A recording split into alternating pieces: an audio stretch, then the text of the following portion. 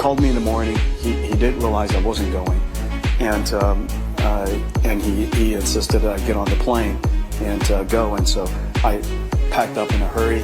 He called me in the morning as he was leaving, and he thought I was in Washington D.C. to jump on Air Force One, but I was on the West Coast. And so he told me just meet me in Alaska.